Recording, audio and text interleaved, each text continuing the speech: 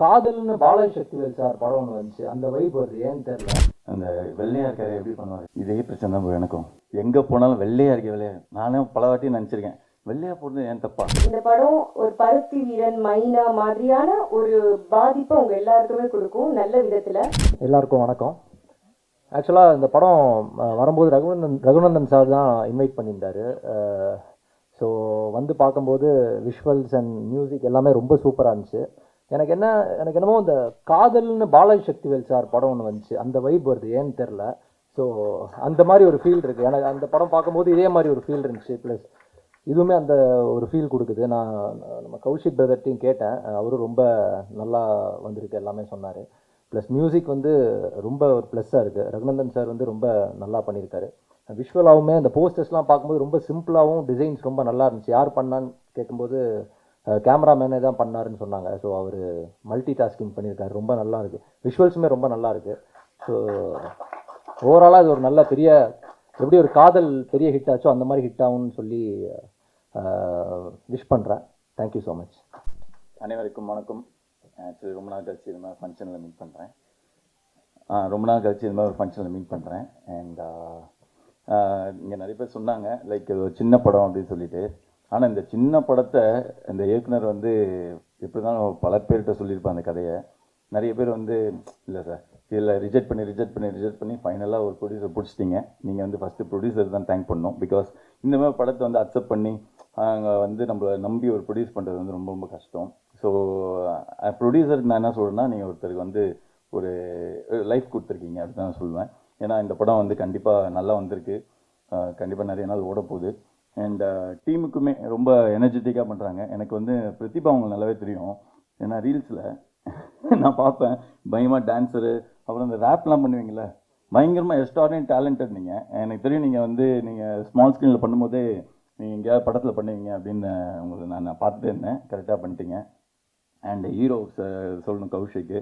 And ரொம்ப நீட்டாக work பண்ணியிருக்கீங்க. பார்க்கும்போது தெரியுது அந்த ஃபஸ்ட்டு படம் பண்ண ஒரு தெரியல, அப்படி ஒரு ஹீரோவாக தெரியல, நல்லாவே பண்ணியிருக்கீங்க, கிளியராக பர்ஃபார்ம் பண்ணியிருக்கீங்க. அண்ட் யூஸ்வலாக வந்து சொல்லுவாங்க, இப்போ கூட ஒரு டேரக்டர் சொன்னாங்க, அந்த வெள்ளையாக இருக்காரு எப்படி பண்ணுவார், இதே பிரச்சனை தான் எனக்கும். எங்கே போனாலும் வெள்ளையாக இருக்க வெள்ளையா, நானும் பல வாட்டி நினச்சிருக்கேன் வெள்ளையாக போடுறது ஏன் தப்பா அப்படின்ற மாதிரி. ஆனால் அதே மாதிரி கிரெடிட்டுமே இருக்குது. எல்லாம் நிறைய பேர் சொல்லுவாங்க ஓகே நல்லா ஸ்மார்ட்டாக இருக்கான் அப்படின்ற மாதிரி சொல்லுவாங்க. பட் அதே வந்து டிஸ்அட்வான்டேஜ் என்ன, நம்ம வெள்ளையாக பிறந்தது. ஆனால் எனக்கு ஒரே ஒரு கேள்வி இருக்குது. யூஸ்வலாக வந்து இங்கே நிறைய பேர் உட்காந்துருப்பீங்க, நிறைய பேர் கல்யாணம் ஆகிருக்கும், குழந்தை பிறந்திருக்கும். ஆக்சுவலி எல்லா குழந்தையும் பிறக்கும் போது எல்லாமே என்ன ஆசைப்படுவீங்க, குங்குமப்பூ வாங்கி கொடுப்பீங்க, வெள்ளையாக பிறக்கணும் தான் ஆசைப்படுவீங்க. அதனால தான் வெள்ளையாக இருக்கிறது தப்பு கிடையாது. அந்த கேரக்டரை அவர் எவ்வளோ ஜஸ்டிஃபை பண்ணியிருக்காருன்றது மட்டும் தான் பார்க்கணும். ஒரு கேரக்டர் நம்ம சூஸ் பண்ணுறோம், ஆக்டிங்காக அவர் எப்படி என்ன டெலிவர் பண்ணுறாரு, அந்த கேரக்டராக இருக்காரா, அது மட்டும் நம்ம பார்த்துட்டு நம்ம லைக் அந்த மாதிரி ஆர்டிஸ்ட் நீங்கள் செலக்ட் பண்ணணும், வாய்ப்பு கொடுக்கணும்னு நினைக்கிறேன். ஏன்னா நானும் அந்த இடத்துல இருக்கனால நான் அது கேட்கணும்னு நினச்சேன், வேறு எதுவும் இல்லை. அண்ட் இந்த ஃபங்க்ஷனுக்கு வந்து நான் வந்து எப்படி வந்தேன் அப்படி கேட்டிங்கன்னா, நான் போகிற போக்கில் நம்ம ரகுநந்தன் அண்ணன் வந்து எனக்கு ரொம்ப பழக்கம். ஆக்சுவலாக அந்த பழக்கத்தில் வந்து தம்பி எங்கே இருக்க அப்படின்னாரு.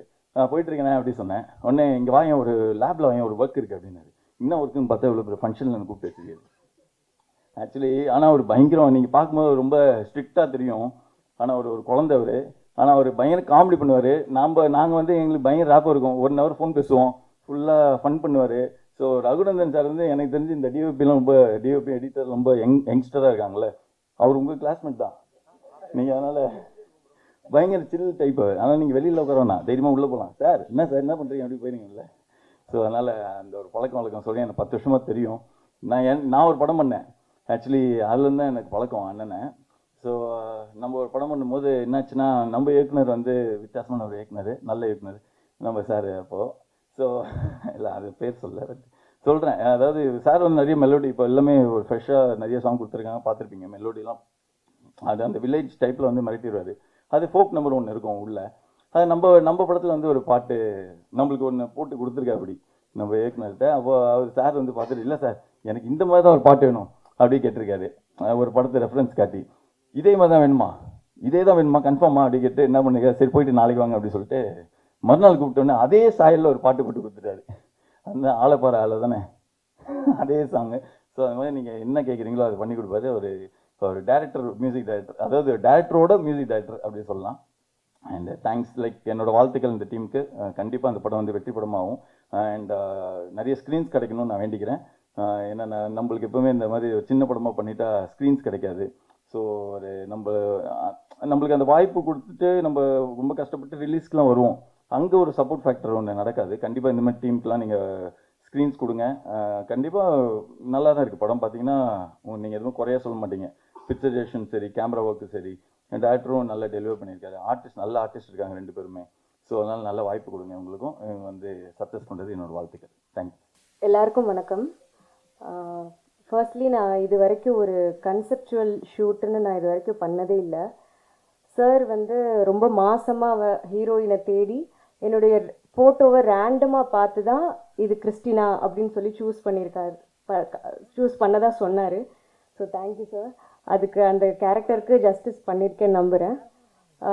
Thanks to DOP Brahath and editor Lokesh. அவங்களோட ஜாபை இவ்வளோ சின்ன வயசில் இவ்வளோ அவங்களுடைய டேலண்ட்டை நல்லா ப்ரூவ் பண்ணியிருக்காங்க. அது எல்லாமே உங்களுக்கு படம் பார்க்கும்போது தெரியும். தென் ரொம்ப நன்றி sir, music director sir NR Raghunandan. அவருடைய சாங்ஸை பிளேலிஸ்ட்டில் கேட்டதுலேருந்து இப்போது அவர் கூட ஒர்க் பண்ணுறது ரொம்ப பெருமையாக இருக்குது. நீர்ப்பறவையிலேருந்தே நான் அவருடைய மிகப்பெரிய fan. So thank you so much. இந்த படம் வந்து இது வரைக்கும் இவ்வளோ நிறைய வருஷத்தில் இப்படி ஒரு வில்லேஜில் நடக்கிற ஒரு காலேஜ் லவ் ஸ்டோரி வரலன்ற ஒரு காத்திருப்புக்கு ஒரு பதிலாக இருக்கும்னு நினைக்கிறேன். இந்த படம் ஒரு பருத்தி வீரன், மைனா மாதிரியான ஒரு பாதிப்பை உங்கள் எல்லாருக்குமே கொடுக்கும் நல்ல விதத்தில். இதில் ஒரு கருத்தை சொல்லியிருக்காங்க. பார்க்குற எல்லா ஆண்மகன்களுக்குள்ளேயும் ஒரு கேள்வி அந்த கருத்தை பார்க்கும்போது தோணும். அதுக்குரிய விடை என்னன்னு உங்களுக்கு மட்டும்தான் தெரியும். ஸோ படம் பாருங்கள். November 7th ரிலீஸ் ஆகுது. வந்திருக்கிற டிரெக்டர்ஸ் அண்ட் ஆக்டர்ஸ் எல்லாத்துக்கும் thanks. Thank you so much. Kaushik is very friendly. ரொம்ப கம்ஃபர்டபுளாக இருந்தது அவரோட ஒர்க் பண்ணுறதுக்கு. தேங்க்யூ கௌஷிக். தேங்க்யூ. எல்லாருக்கும் வணக்கம். நான் உங்கள் சில்மிஷன் சிவா. உண்மையிலேயே இன்றைக்கி ரொம்ப சந்தோஷமாக இருக்கேன்.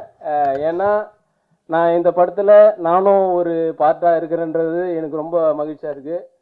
எனக்கு இந்த வாய்ப்பு அளித்த நம்ம அலெக்ஸ் பாண்டியன் சாருக்கும், இந்த நம்ம ப்ரொடியூசருக்கும் எல்லாருக்கும் இந்த இடத்துல நான் நன்றியை தெரிவிச்சுக்கிறேன்.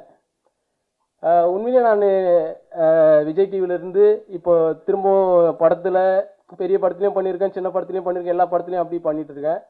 இந்த படம் வந்து ஃபுல்லாகவே வேறு ஜானரில் வேறு இடத்துல நம்ம ஒரு கிராமத்தில் போயிட்டு பண்ணுறப்போ எனக்கு எல்லாமே டிஃப்ரெண்ட்டாக இருந்தது. உண்மையாகவே அதுவும் டைரக்டர் ஒரு சில விஷயங்களை லைவாக நம்மளுக்கு அதை சொல்கிறப்போ அந்த கிராமத்துலேயே நடக்கிறது, நம்ம இந்த பக்கம் இருந்துட்டு அங்கே போயிட்டு இதெல்லாம் பார்க்குறதுக்கு எல்லாமே புதுசாக இருந்தது. ரொம்ப ஹாப்பியாகவும் இருந்தது. எல்லாருமே இதில் பண்ணவங்க எல்லாருமே ரொம்ப சந்தோஷமாக நல்லாவே நடிச்சிருக்காங்க. நான் இதில் நடிச்சதில் எனக்கு ரொம்ப ரொம்ப சந்தோஷம்.